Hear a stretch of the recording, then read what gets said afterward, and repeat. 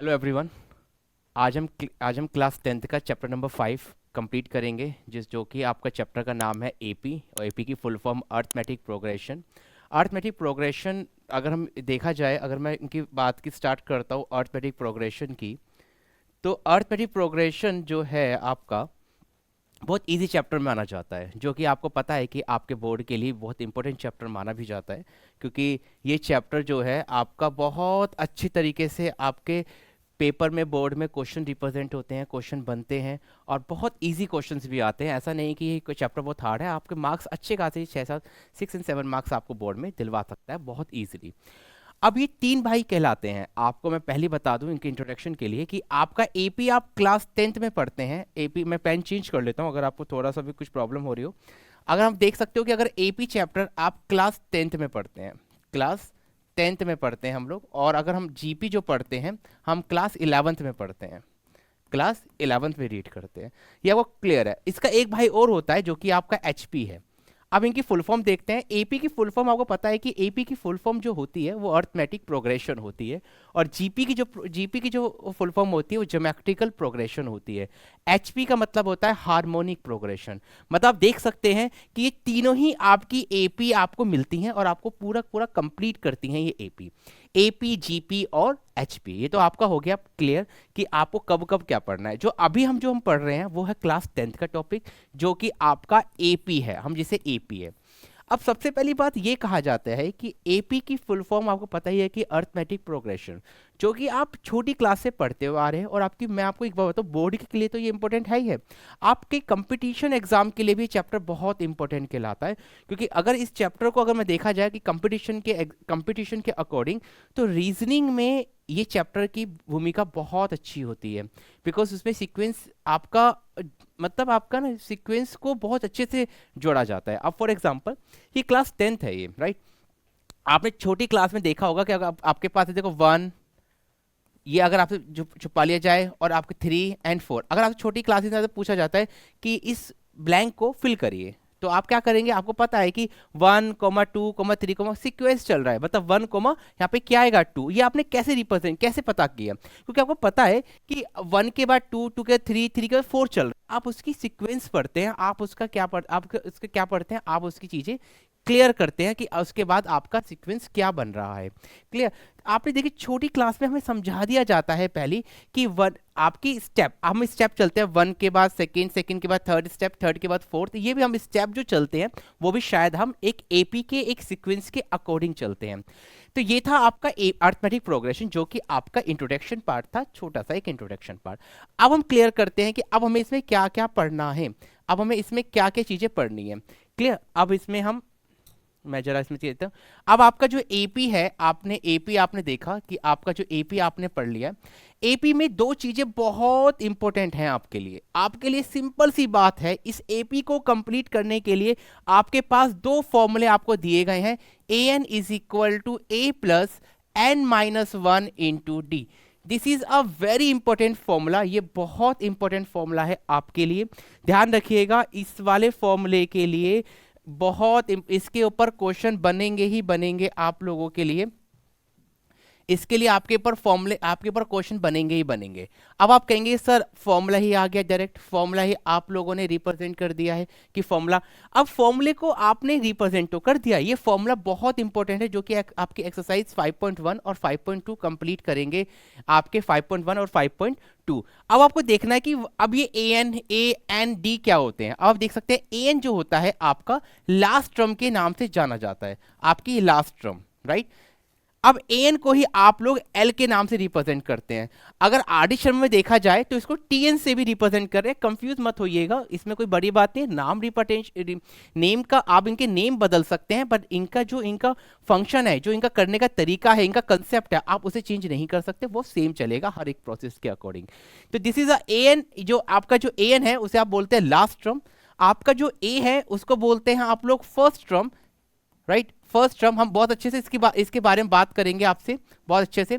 अब जो एन है उसको बोलते हैं हम आपको नंबर ऑफ टर्म्स। क्या बोलते हैं बेटा? उसको हम नंबर ऑफ टर्म्स बोलते हैं। और जो डी है आपका इसमें, उसे बोलते हैं कॉमन डिफरेंस। क्या बोलते हैं? Common difference. आप प्लीज पहले इस चीज को देख लीजिएगा, क्योंकि फर्स्ट फॉर्मूला है, बहुत आसान फॉर्मूला है, इसमें हम मुझे नहीं लगता कि इसमें आपके लिए कोई भी प्रॉब्लम होगी, क्योंकि ये आपके लिए सबसे आसान फॉर्मूला है। an is equal to a plus N minus one into D. हम एक बार जल्दी से रिपीट भी कर लेते हैं। an मतलब लास्ट टर्म, a मतलब फर्स्ट टर्म, n मतलब नंबर ऑफ टर्म्स, d मतलब कॉमन डिफरेंस। ये है आप लोगों के लिए चीजें, आपके लिए ये सब चीजें कंप्लीट होंगी। तो ये था आप लोगों का फॉर्मूला। अब आप सबसे पहले, अब मैं आपसे एक चीज बताऊंगा कि एपी को एपी कब कहा जाता है, मींस एक सीक्वेंस, एक सीरीज को कब कहा जाएगा कि वो एपी की कैटेगरी में जाएंगे। अब मैं आपको एक एपी देता हूं, देखिए एक एपी 1, 2, 3, 4, 5 सो ऑन ऐसे चलता जा रहा है। अब मैं आपसे कहूंगा कि क्या ये एपी है या नहीं। आपके लिए मैंने क्वेश्चन डाल दिया कि क्या ये एपी है या नहीं। ये 1 नंबर का क्वेश्चन बन जाता है आपके बोर्ड के अकॉर्डिंग। वैसे बोर्ड में अगला क्वेश्चन थोड़ा सा घूम कर आएगा, वो भी सिखाऊंगा, लेकिन ये आपका बेसिक कंसेप्ट स्टार्ट कर रहा हूँ, बेसिक कंसेप्ट चला रहा हूँ, तो उसके लिए आपको मैं सीरीज से आपको हर चीज समझाता चलूंगा। तो अब आप कहोगे, I will change the pen. अब आप कहोगे कि सर 1, 2, 3, एक सीरीज है, बस मेरा क्वेश्चन आपसे ये था कि ये जो सीरीज है, ये जो आपको सीक्वेंस दिया हुआ है वो एपी है या नहीं है। उसके लिए आपके पास एक कॉमन डिफरेंस आता है, जिसको जो डी आ रहा है, ये जो डी है, इसी से ही आपको पता लगाना पड़ेगा कि वो एक सीक्वेंस जो सीरीज दी हुई है क्या वो एपी है या नहीं है। अब इस डी का जो फॉर्मूला होता है बेटा, मैं आप ध्यान रखिएगा, इस डी का जो फॉर्मूला होता है ना, मैं जरा यहां पे लिख रहा हूं, 1 मिनट। इस जो डी का फॉर्मूला होता है ना, वो होता है a2 minus a1, a3 minus a2, a4 minus a3, a5 minus a4 so on. मतलब कहने का मतलब है आगे वाली एक टर्म को पीछे वाली टर्म को माइनस कर दोगे, उसको आप कॉमन डिफरेंस कहते हो। सिंपल सी डेफिनेशन, ना कोई याद करनी है, ना कोई आपको कंफ्यूज करेगा। एक सिंपल डेफिनेशन, आपकी जो टर्म्स दे रखी है, आपकी आगे वाली टर्म को पीछे वाली टर्म से माइनस कर दोगे, उसको कॉमन डिफरेंस कहते हैं। क्लियर है? बहुत इजी डेफिनेशन है। अब आप कहोगे कि सर आपने अभी एक शब्द का यूज किया है, अब आप कहोगे सर आपने एक शब्द का यूज किया है, वो शब्द है टर्म्स। ये शब्द क्या आया है? अब ये शब्द क्या बना? टर्म्स। सिंपल सी बात है, मैंने बोला तो ऑफ कोर्स है कि उसे कंप्लीट भी करना है। टर्म्स क्या होता है बेटा? अभी मैंने आपको मैंने एक सीरीज दी 1, 2, 3, 4, 5, ये आपकी एक ही चल रही है। क्लियर है बेटा? ये जो चल रही है ना, इसी को आप टर्म्स भी बोलते हैं। दिस इज अ, जो पहले नंबर पे आया है उसे फर्स्ट टर्म, सेकंड नंबर पे है सेकंड टर्म, थर्ड पे है थर्ड टर्म, फोर्थ पे है फोर्थ टर्म, फिफ्थ पे जो जिस नंबर पे आ रहा है, जो जिस नंबर पे खड़ा है, उसे आप बोलते हैं, उसी का नाम लगा के कि फर्स्ट टर्म पे है, सेकंड टर्म पे है, थर्ड टर्म पे है, फोर्थ टर्म पे है, 5 टर्म्स पे है। क्लियर? तो ये आपको उसी टाइम पर आपको बताना पड़ेगा। अब देखिए, इसको आप बोलेंगे, ये जो फर्स्ट टर्म पे है इसको हम क्या लिखेंगे? A1, इसको A2, इसको A3, इसको A4, इसको A5। अगर आगे की जो टर्म चलेगी उसको अभी हम आगे उसका नाम देते जाएंगे। तो ये आई होप कि ये क्लियर हो गया होगा। कंफ्यूज मत होइएगा, एनसीईआरटी ने A1, A2, A3 करके नाम लिख रखा है। आर.डी. शर्मा हो या अदर रिफ्लेक्स बुक हो, उसने उसको T1, T2, T3, T4, T5, T6 के नाम से रिप्रेजेंट किया हुआ है। कंफ्यूज मत होइएगा, आप अपना नॉर्मल कंसेप्ट के अकॉर्डिंग क्वेश्चन में चलिए, जो नॉर्मल कंसेप्ट आपका चल रहा है। क्लियर है? तो अब आते हैं इसके आगे। अब आपको आई होप कि ये इन सब को ही आप लोग क्या बोलते हैं, इन सब को ही आप क्या बोलते हैं, आपका इसी को आप टर्म्स के नाम से आप जानते हैं। आई होप ये क्लियर हो गया होगा। अब आते हैं हमारा नेक्स्ट वही क्वेश्चन पे आते हैं। कॉमन डिफरेंस आपको क्लियर हो गया, आगे वाली टर्म को पीछे वाली टर्म से माइनस करना उसमें। अब देख लीजिए बेटा, ये अगर मैं इसको A2 माइनस A1 करता हूं, तो इसका मतलब मुझे 2 माइनस 1 करना पड़ेगा। मेरा आंसर कितना आएगा? फाइनल 1 आएगा। Very good. अगेन अगर मैं A3 माइनस A2 करूंगा, तो मतलब 3 माइनस 2 करूंगा, तो ये क्या बचेगा मेरा? 1। फिर मैं A4 माइनस A3 करूंगा, तो मतलब मैं 4 माइनस 3 करूंगा, तो कितना आंसर आएगा? 1। आप देख सकते हो कि मेरा जो कॉमन डिफरेंस आ रहा है, मेरा जो डी आ रहा है, वो सब में सेम आ रहा है, 1 1 1 आ रहा है। अगर ये सेम आ रहा है, अगर ये सेम पूरी सीरीज में, पूरी सीक्वेंस में, पूरे एपी में अगर मेरा कॉमन डिफरेंस सेम आ रहा है, उसी को आप कहोगे कि इज कॉल्ड एपी। इसका मतलब यस, यस इट्स एपी, ये एपी है, इसलिए आप बता सकते हो। एपी कब कहा जाएगा बेटा, मैंने आपको पहले ही बताया था, बिकॉज इसका common difference will be same. अगर कॉमन डिफरेंस सेम है तो आप ये अब कह सकते हो कि यहां पर जो बहुत अच्छी भूमिका निभा रहा है वो कॉमन डिफरेंस भूमिका बहुत अच्छी निभा रहा है। ऐसा नहीं है कि ये वाले भूमिका अच्छी नहीं निभाएंगे, ये भी बहुत अच्छी भूमिका निभाएंगे, लेकिन जो इसकी जो कॉमन डिफरेंस है ना बेटा, कॉमन डिफरेंस का बहुत ज्यादा अच्छा फंक्शन करेगा इसमें कंसेप्ट के अकॉर्डिंग, क्योंकि वो ही बताएगा कि वो एपी है। अगर वो एपी है ही नहीं तो शायद आप इस क्वेश्चन को कंप्लीट नहीं कर पाओगे, क्योंकि जो एपी चैप्टर बना है वो बना ही आपके सीक्वेंस को सोल्व करने के लिए। जो ये फॉर्मूला बना है, अगर इस फॉर्मूले को आप जब भी सोल्व कर सकते हो बेटा, जब आप इसी फॉर्मूले को जब भी अप्लाई कर सकते हो क्वेश्चन में, अगर वो एपी है। अगर वो एपी नहीं है तो आप शायद इस वाले फॉर्मूले को आप नहीं अप्लाई कर सकते। क्लियर है बेटा? ये था आपका ए एन का formula, A N is equal to A plus N minus one into D. अब आते हैं बेटा, अब हमारे पास डायरेक्ट आते हैं चीजें।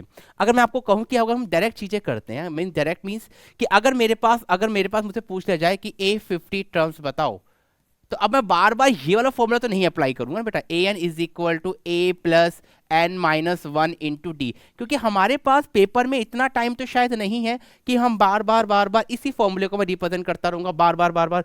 इतना नहीं करना है बेटा, मैं पहले बता रहा हूँ, इतना टाइम हमारे पास है भी नहीं पेपर में कि हम, क्योंकि पेपर एक बोर्ड का जो पेपर होता है, सबसे पहले उसको सोल्व करने से पहले हमें ये देखना होता है कि उस पेपर को हम टाइमिंग के अकॉर्डिंग चले, क्योंकि अगर हमारी टाइमिंग ही सही से नहीं है, अगर हमारी टाइमिंग ढंग से नहीं चलेगी तो शायद हम पेपर सोल्व ढंग से नहीं कर पाएंगे। तो A50 है, बस याद रखिएगा A प्लस, बेटा देखो यहां पर आपका n माइनस वन है, n माइनस वन, n क्या होता है, यही तो n होता है, नंबर ऑफ टर्म्स, n यही तो होता है नंबर ऑफ टर्म्स। इसको एक कम कर दो, कम कितना, 50 माइनस वन कितना होगा, 49 डी। ये डायरेक्ट इसका फॉर्मूला बन गया, डायरेक्ट आप इसको अप्लाई कर सकते हो, आप क्वेश्चन में इसको डायरेक्ट अप्लाई कर सकते हो। अगर आपसे A10 पूछा जा रहा है, इसका फॉर्मूला क्या हुआ, A plus 9D। Very good. Again pen change कर लेता हूं बेटा मैं इसमें। अगेन अगर मैं आपसे पूछता है कि A30, तो फॉर्मूला क्या बना बेटा, A plus 29D। Very good. फिर अगर आपसे पूछा था A100, तो आप क्या होगा, A प्लस 99D। ये होता है। अगर आपसे कोई और डायरेक्ट पूछा जाए कि अगर आपसे पूछा जाए बेटा 1000 का, तो A प्लस 999D। बेटा आपको क्लियर हो गया होगा, आई थिंक आपको सारे फॉर्मूले क्लियर भी हो गए होंगे कि इसमें क्या क्या हो रहा है, क्योंकि बिकॉज यहाँ पर एक टर्म्स कम की हुई है, वो भी आप समझ गए होंगे कि ये आपका ये टर्म्स आ रहा है, इसलिए यहाँ से एक टर्म्स कम हो गया है। तो बेटा आपको यहाँ पे रिप्रेजेंट हो गया होगा। पहली बात मैंने आपको ये बताया कि एपी क्या होता है। आप किसी सीरीज को, एपी कितने भाई होते हैं, एपी के 3 भाई होते हैं, एपी, जीपी और एचपी, जो कि अभी आपके सिलेबस के अकॉर्डिंग आपको एपी पढ़ना है, अरिथमेटिक प्रोग्रेशन पढ़ना है, तो सबसे पहले उसकी स्टार्टिंग करी हमने, जो आपके इस समय आपके सिलेबस के अकॉर्डिंग आपका चल रहा है। एपी के बाद आपका आता है एपी में, कि आपको एपी में को एक सीरीज को हम कब कहेंगे कि वो एपी है, आप वो मैंने बता दिया कि आपको कॉमन डिफरेंस के अकॉर्डिंग ही बताया जाएगा कि वो एपी है। सेकंड थिंग, आपके पास 2 फॉर्मूले होते हैं आपके पास। फर्स्ट फॉर्मूला आपके पास होता है A N is equal to A plus N minus one into D. ये वाला फॉर्मूला है। What is A N? A N is the last term, A मतलब फर्स्ट टर्म, एन मतलब नंबर ऑफ टर्म्स, डी मतलब common difference. Common difference का formula आगे term को पिछले टर्म से एक माइनस कर देना, उसको आप कॉमन डिफरेंस कहते हैं। क्लियर है? तो फिर आता है एक चीज, टर्म्स मैंने आपको बता दिया। टर्म्स क्या होती है बेटा, अगर आपकी जिस नंबर पे आपकी वो जो नंबर खड़ा है, उस नंबर को ही हम लोग टर्म्स कहते हैं। फर्स्ट पोजीशन पे है तो उसे A1 कहते हैं, सेकंड पोजीशन पे खड़ा है तो उसे A2 कहते हैं, अगर थर्ड पोजीशन पे खड़ा है तो उसे थर्ड टर्म कहते हैं। बेटा आपके पास एक एक्सरसाइज में ना 5.2 दी हुई है एनसीईआरटी में। एनसीईआरटी में आपकी एक क्वेश्चन दिया हुआ है बेटा। क्वेश्चन क्या है आपका, एक्सरसाइज नंबर 5.2 में क्वेश्चन नंबर 20 है, शायद 20 या आपका 17 है, जिसमें कि एक क्वेश्चन में आपका बहुत डिफरेंस पूछा गया है। डिफरेंस इन द सेंस कुछ अलग दे रखा है, पूरी एक्सरसाइज एक तरफ और वो अकेला जो क्वेश्चन है वो अकेला एक तरफ। बिकॉज उस क्वेश्चन में पूछा गया है, अभी तक जितने भी क्वेश्चंस आप करोगे वो शुरुआत से पूछे होंगे, लेकिन उसी क्वेश्चन में आपसे बोला कि मुझे एंड टर्म से पीछे से चलना बताइए।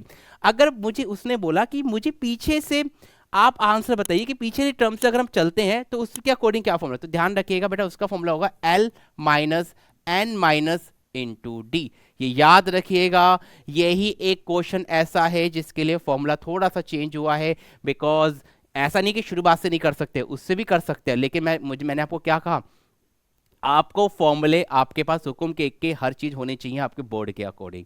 जैसे कि एंड है तो L माइनस एन माइनस 1 आपका ही डायरेक्ट फॉर्मूला है। क्लियर है? अब आते हैं बेटा, ये तो हो गया आपकी एक्सरसाइज 5.1 और 5.2 कंप्लीट कर देगा। अब आता है सम। बेटा एक सम शब्द जुड़ेगा अब आपका, सम एक आपका 5.3 करने के लिए, आपको एक्सरसाइज 5.3 करने के लिए आपको चाहिए सम का, आपका सम का यूज करेंगे उसमें। अब सम, जब सम का यूज करेंगे तो एसन के फॉर्मूले आपको दिए हुए हैं, n/2 2a plus n minus 1 into D. एक तो फॉर्मूला ये दे रखा है, दूसरा formula Sn is equal to n/2 a plus an। आप अकॉर्डिंग टू क्वेश्चन आपको खुद समझना है, आपको खुद अप्लाई करना है कि आपका क्वेश्चन कौन से फॉर्मूले को अप्लाई करेगा क्वेश्चन, और कौन से को फॉर्मूले से क्वेश्चन जल्दी कंप्लीट होगा। मैंने आपको पहले ही बताया आप सबको कि आपको ये जरूर देखना है, आपको ये जरूर समझना है, आपको अपनी टाइमिंग के अकॉर्डिंग, क्योंकि बोर्ड में सिर्फ 3 आवर्स ही मिलते हैं और आपको अपने हर एक कंसेप्ट को, हर एक क्वेश्चन को टाइमली उसे कंप्लीट भी करना है। तो याद रखिएगा आप लोगों को ये क्लियर पॉइंट है। अब आपको मैं यहाँ पे ये रिप्रेजेंट करते हैं कि कौन सी चीज क्या है। तो यहाँ पर आपको पता है आपका जो Sn है, आपका जो Sn है बेटा, जो आपका Sn है, आपको इसको आप इसको क्या बोलते हैं, sum of number of sum terms बोलते हैं। जो सम की जो टर्म्स को जोड़ेंगे, मतलब इस बार इसमें कैसे आएंगे टर्म्स, इसमें 1 प्लस 2 प्लस 3 प्लस 4 प्लस, इसमें इस बार ऐसे टर्म्स आएंगी। क्लियर? तो ये जो Sn है ये सम ऑफ टर्म्स है, कितने, ये क्या बोलते हैं, सम ऑफ टर्म्स बोलते हैं। तो आप देख लीजिएगा, सम ऑफ टर्म्स बोलते हैं। तो आई थिंक ये आपको पता ही है। एन को क्या बोलते हैं बेटा, एन तो सेम ही चलेगा, एन को बोलते हैं आप लोग नंबर ऑफ टर्म्स। बेटा क्या बोलते हैं इसको आप, नंबर ऑफ टर्म्स बोलते हैं। अब इसमें आता है आपका ए बेटा, ए तो आपको पता ही है, ए किसको बोलते हैं आप लोग, फर्स्ट टर्म। क्या बोलते हैं बेटा इसको, फर्स्ट टर्म। आई होप इसमें एक चीज और नहीं आई है आपको, कोई इसमें मुझे लगता है कोई नया चीज नहीं है। डी आया है, डी को आपको पता है कि इसको, डी को आप क्या बोलते हैं, कॉमन डिफरेंस। क्या बोलते हैं बेटा आप लोग, कॉमन डिफरेंस बोलते हैं। एक an आ गया, चाहे an लिखो चाहे l लिखो, इसको आप लिखते हैं लास्ट टर्म। क्लियर है? तो ये था आप लोगों का पूरा आपका सम, Sn का फॉर्मूला। अब Sn के 2 फॉर्मूले हैं, आप लोगों को दोनों फॉर्मूले मैंने आपको लिखवा दिए हैं। ये आपके ये रिप्रेजेंटेशन करते हैं कि आपको कैसे अप्लाई करना है। ये तो आपको अपने क्वेश्चन की डिमांड के अकॉर्डिंग हमें देखना पड़ेगा इस वाले क्वेश्चंस को। ये था आप लोगों का एपी चैप्टर का इंट्रोडक्शन पार्ट। क्लियर है? एपी चैप्टर का इंट्रोडक्शन पार्ट हमारा कंप्लीट होता है। अब हम इसके आगे करेंगे क्वेश्चंस, जो एपी के क्वेश्चंस हैं, अच्छे क्वेश्चंस हैं, जो बोर्ड के लिए बहुत इंपॉर्टेंट क्वेश्चंस हैं, वो हम कंप्लीट करेंगे और आपके सामने उसे इजी, हर एक हार्ड क्वेश्चन को इजी करने की पूरी कोशिश करेंगे। Thank you so much.